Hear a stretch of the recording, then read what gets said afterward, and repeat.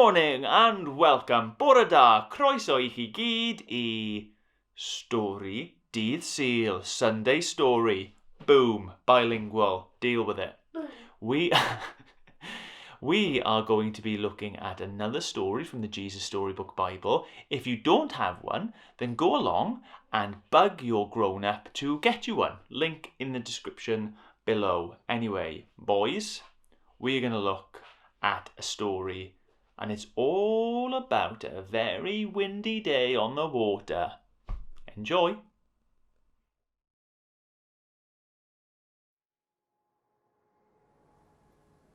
The Captain of the Storm. The sun was going down, the air was warm and still. "Let's go across the lake," Jesus said to his friends. Jesus had been helping people all day, and now he was tired. So they left the crowds at the shore and set out in a small fishing boat. Jesus climbed into the boat to take a nap, and as soon as his head touched the pillow, he fell fast asleep. It was a beautiful evening. A gentle breeze rustled the sails. The friends were chatting happily as they headed out into the middle of the lake. Everything was perfect, just right for a nice, quiet sail. They were only about halfway across when, out of nowhere, whirling winds swept across the lake, fierce and strong like a hurricane. A blinding flash of lightning lit up the sky.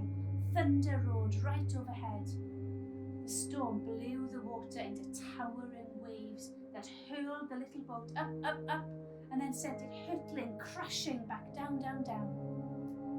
The fishing boat was blown and buffeted and tossed and turned back and forth and up and down and left and right and round and round.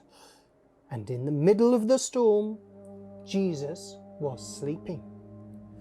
Now Jesus' friends had been fishermen all their lives, but in all their years of fishing on this lake, they had never once seen a storm like this one. No matter how hard they struggled with their ropes and sails, they couldn't control the boat. This storm was too big for them. But the storm wasn't too big for Jesus. "Help!" they screamed. "Wake up! Quick, Jesus!" Jesus opened his eyes. "Rescue us! Save us!" they shrieked. "Don't you care?" Of course Jesus cared, and this was the very reason they had come, to rescue them and to save them. Jesus stood up and he spoke to the storm. "Hush," he said. That's all.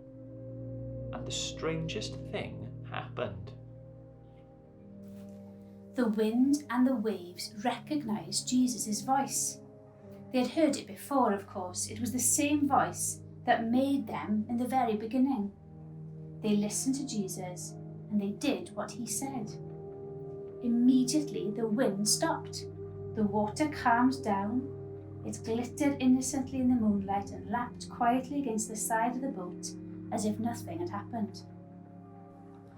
The little boat bobbed gently up and down.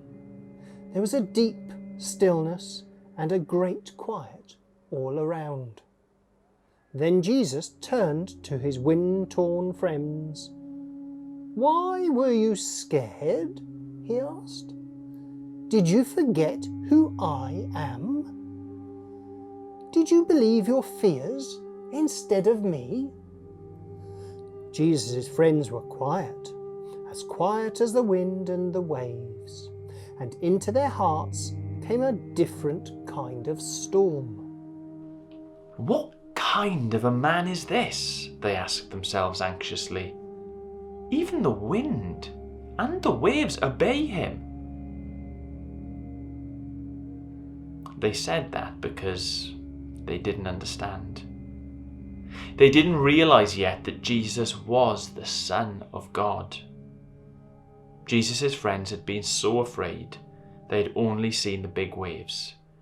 They had forgotten that if Jesus was with them, they had nothing to be afraid of, no matter how small their boat or how big the storm.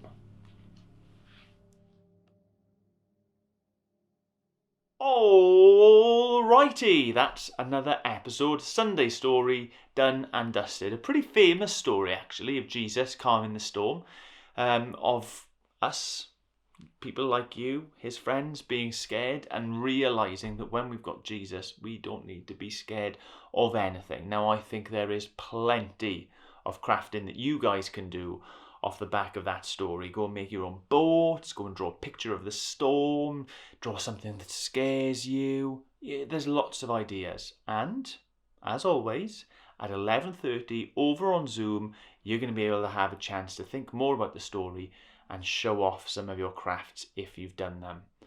Right, there was one thing I wanted to say, one last thing. What was it? Oh yeah, bye.